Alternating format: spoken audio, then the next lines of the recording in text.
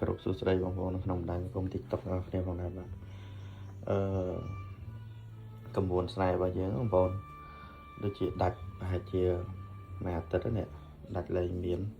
แต่ไงได้เมียนไปnhững bọn hay miềnโดยจีเมียนไปหายเจียđọc tập chuyện thì nó không ổn hay có bóng ổn này chat xuống nó cứ là miền với nhảy chat mà với bàn bóng ổn á hay nhóm có đăng ha chat tới bóng ổn là đại bị pro để chat mà trả nó không ổn chẳng có lẽ từ còng là có bắt rọt khởi thế và hay có ngày nay miền bài chỉ đọc tập chuyện bóng ổn á hay bóng ổn cái tới bỏ là óปลาตัวเมียนประสิทธิภาพบางคนในชาติเราให้ก็ดักหนาตัดได้อะไรเติมแต่เธอบานมาให้เชียดับตลาดเชียงมาเวนเตียดvàจังกระมวลnàyนี่คือมันเติมแต่บางคนเนี่ยเราสีหลุดโดเต้สมัยจะบางคนเนี่ยเธอแก่บางคนเนี่ยดับตกในขนมกระบอกให้ไปได้เธอแก่คือบางคน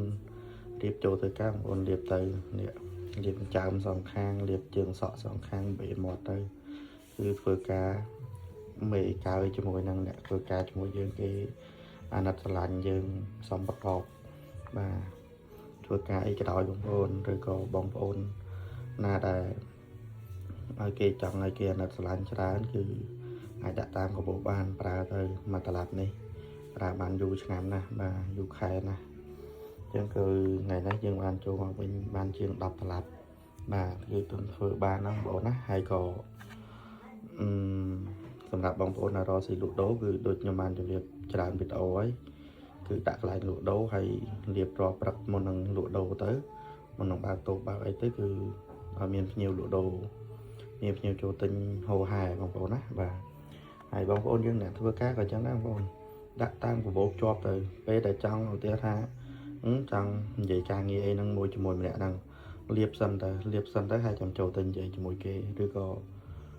ធ្វើការរងថ្ងៃរៀបរងថ្ងៃទៅបងប្អូនណាដោយគេថាធ្វើការម៉ោង7ព្រឹកឬក៏ធ្វើការម៉ោង4ម៉ោង5ល្ងាចអីក៏ដោយរៀបទៅបងប្អូនបាទអញ្ចឹងគឺឥឡូវយើងចូលបាន